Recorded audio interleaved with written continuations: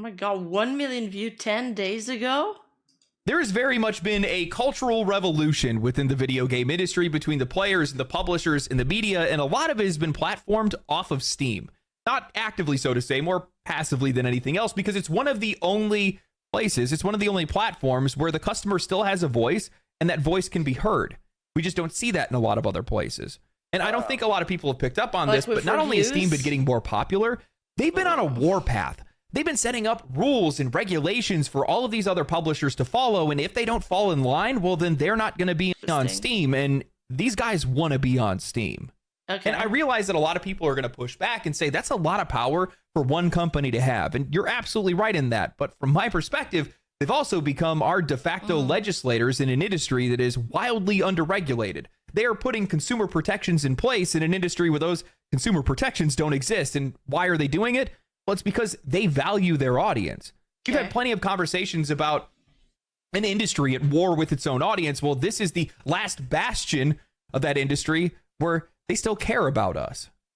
So from hitting 40 million concurrent players on Steam and exposing Activision Blizzard to beating Amazon and not even knowing it, today what we're going to do is we're going to talk about the continued success of Steam and how they're drawing battle lines nobody wants to cross. Okay. If Steam was ever going to have a competitor, it would have been Amazon, because they have the money, the infrastructure, the Twitch integrations they could do to be able to create something massive, but instead they threw billions at a problem and made nothing. Yep. A former Amazon executive admitted as much in a recent article from Windows Central written by Michael Hoagland titled "Amazon Admits Defeat to Steam." His former VP declares, "We were 250 times bigger, but Goliath lost. Just because you're big enough to build something doesn't mean people will use it." Michael writes, in a LinkedIn post, Ethan Evans recalls his loss to Steam when he led the division. "We were at least 250 times bigger, and we tried everything, but ultimately Goliath lost." That's an interesting choice of words when you compare market share. While it's true Amazon by itself is a company that vastly outsizes Steam, no other company has ever held a portion of the PC market. I mean, but Amazon makes games. Do they have like a market like Steam? Like anybody can have their game on Steam, no? It's more like a platform where you sell your game and you find customers. Oh, they try to make that concept? Market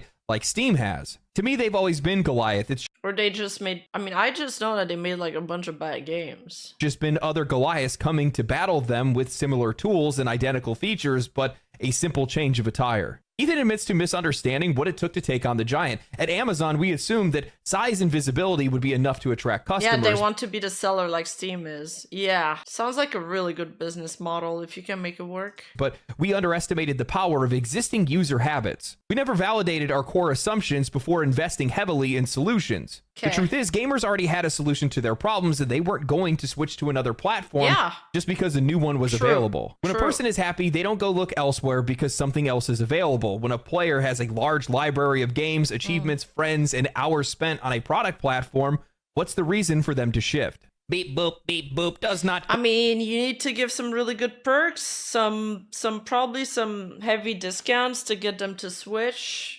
and build the library on the other platform. Compute, we fail to understand user. But then like Steam has like millions of games and Amazon would need to start from scratch. They need to think of another model completely almost that's original, because I don't know if they can compete with that. Habits. These suits are complete bots failing to understand anything about the industry, the games, or the players. Just one time I would hear these guys say something that genuinely reflects the perspective of the players. Just one time I want them to put themselves in the players' shoes.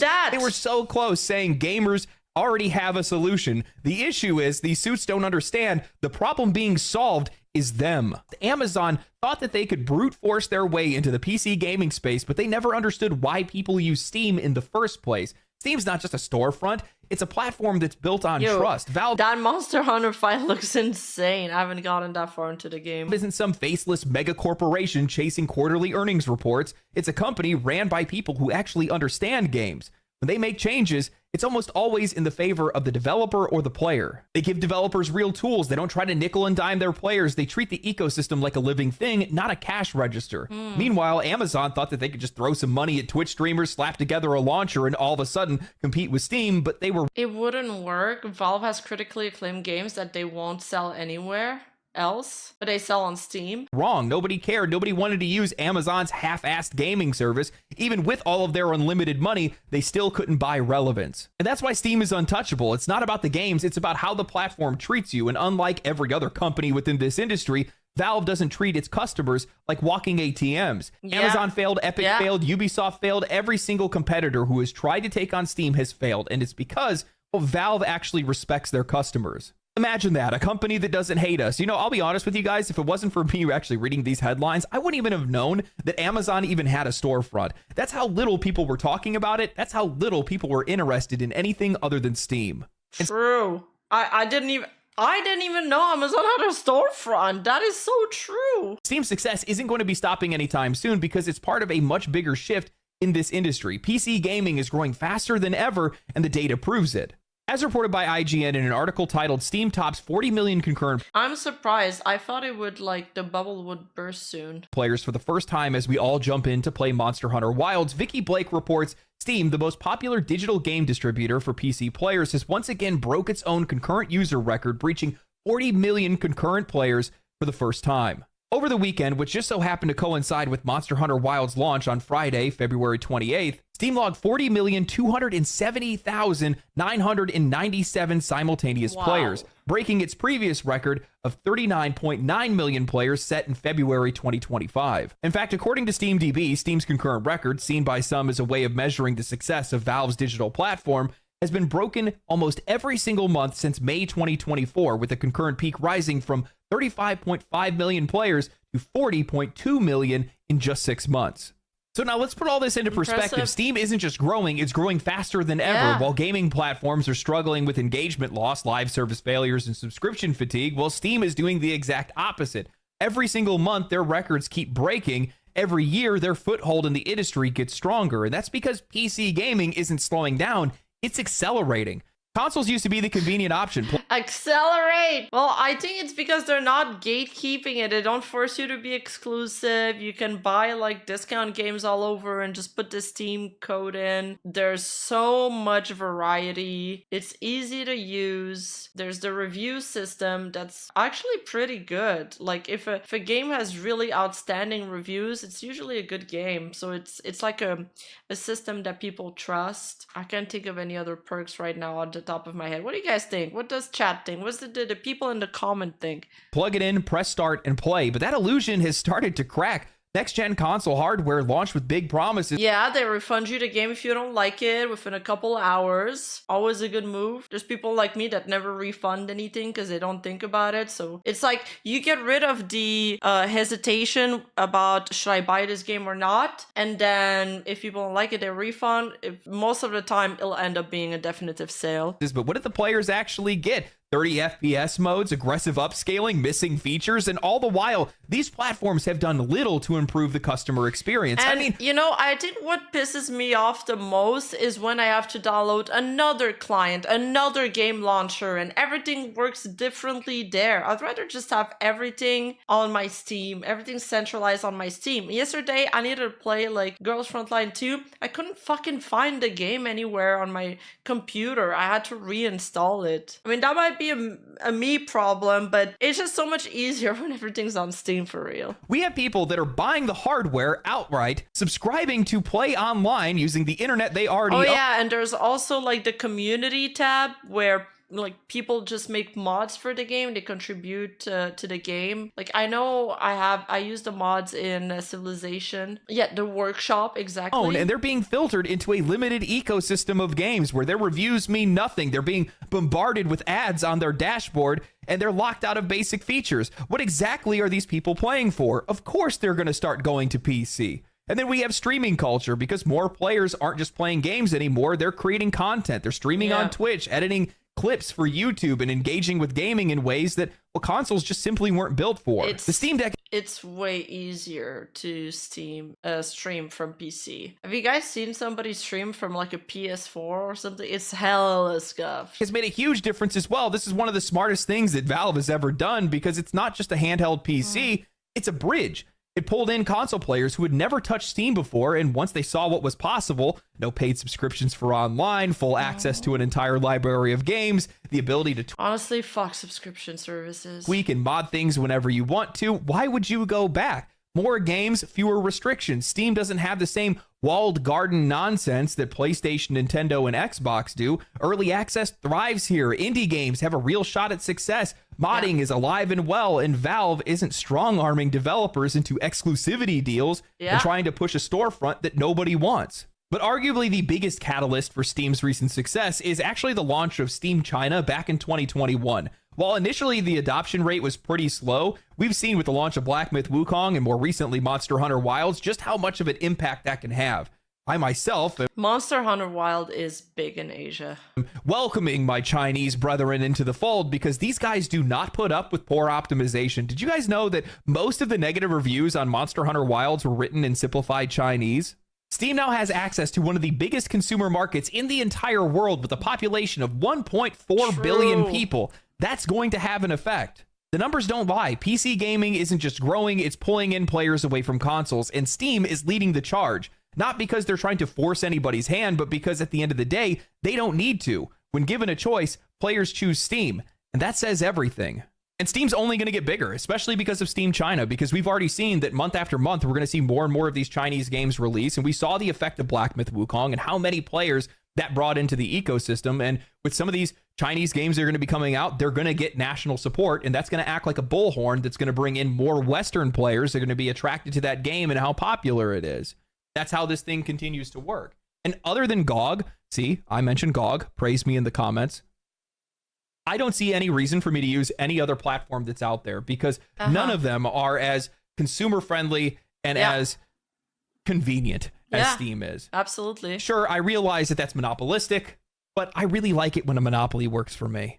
And that's exactly what Steam does. Steam works for me. At a glance, I can see everything that I want to about a game. I can see what is GOG? I've never used GOG. How many people are playing it? I can see what people are saying about it. I can see screenshots or the trailers or people streaming it. They have streams right on Steam. I can see what content's included in the version I want to buy. Maybe it's included in a bundle or maybe it's on sale.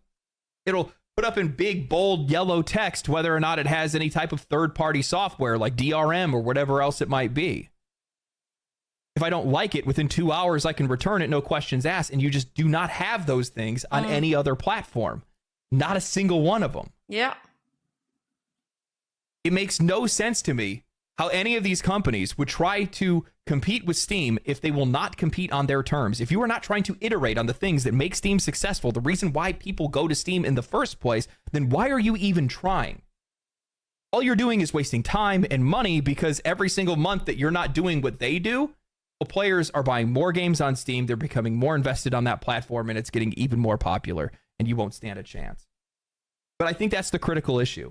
It's not that they don't understand why Steam works or why Steam is popular. It's that they hate that it does because they hate how user-friendly it is. Yeah, because they wish they could suck more money of us. Like, they just see us as walking little pay piggies, as walking money bags. They hate how much control and how much transparency it has. They had how much control the players have, how much choice the players have. And they really don't like the fact that they have to operate on Steam's terms instead of their own. Steam isn't just a storefront, it's an industry watchdog, and that becomes more obvious every year. Activision Blizzard recently tried to sneak in AI-generated art into Call of Duty without telling anyone, letting players assume that they were paying for real handcrafted content until Steam's latest policy forced them to come clean. As of 2025, Steam requires you have to disclose AI. Full transparency. If a game contains AI-generated content, it has to be disclosed up front.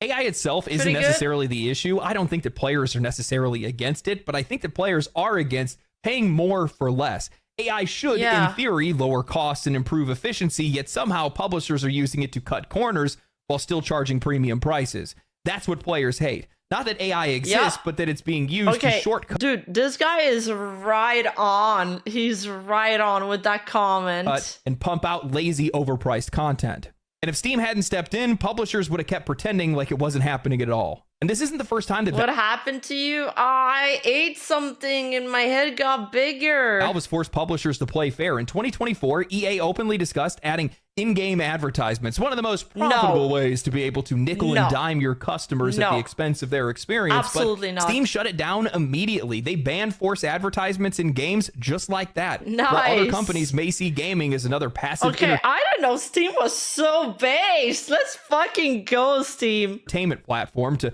monetize like streaming services, Valve made it clear players should not have to sit through a commercial break. NFTs aren't allowed either. Let's go. To play a game that they paid for. No wonder Sony's been so hesitant to move to Steam. I'm sure they'd love to cash in on that ad patent they've been sitting on.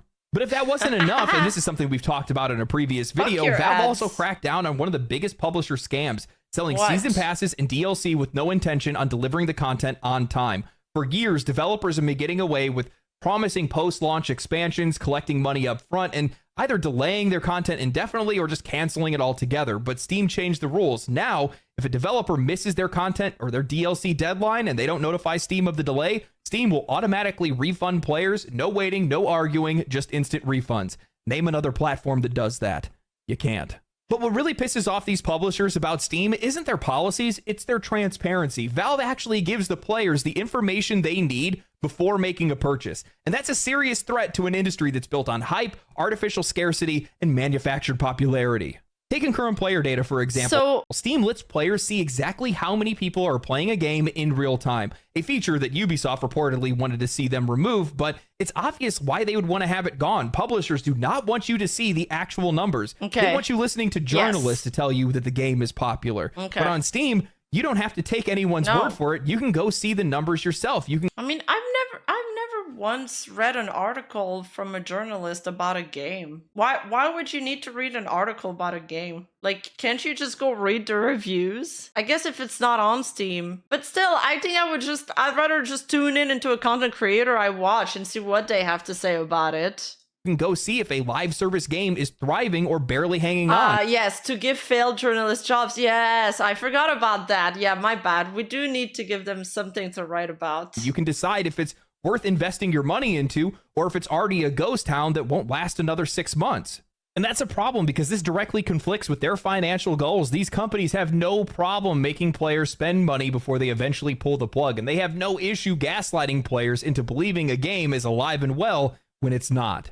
You know what else directly impacts their sales, or at least should? Reviews. And nothing forces publishers to be more honest than Steam's review system. This isn't just a feature, it's one of the most powerful forces in gaming. A single bad decision can sink your game overnight. When Sony tried to force in PlayStation logins into Helldivers 2, Steam players review bombed the game so hard that Sony backtracked in record time. This wouldn't have happened on any other platform, but on Steam, negative reviews can actually affect sales, which means developers can't ignore them. And it's not just PC. Wow, okay. I am now realizing, like, it's sinking in the entire point of the video. The point this guy's trying to make, sorry, I don't remember his name. Yeah, he's right. Because of the transparency of these review system, this is forcing some major players and some major companies to make some decisions and listen to their consumers. This is good for us. This is great for us. PC players that are checking out these Steam reviews. Console players are relying on them too, because let's be honest, gaming journalism is dead. IGN, Kotaku, GameSpot, these outlets have turned into nothing more than corporate mouthpieces, handing out 9 out of 10 scores to garbage. I'm wondering if those people like that write for Kotaku and stuff like that he's mentioning, and they're, let's say, are they commissioned to write reviews on these games? Are they paid to write reviews on these games? And if they write a negative review, for example, will they get early access to the next game this company has? Like, will they be penalized for being honest? Fake games dismissing real player concerns. Because that will definitely change how they would write an article about something then. So there's no point in reading these articles if they are bought for, or if they somehow get penalized if it's a bad review. It's happened before. Some companies penalize.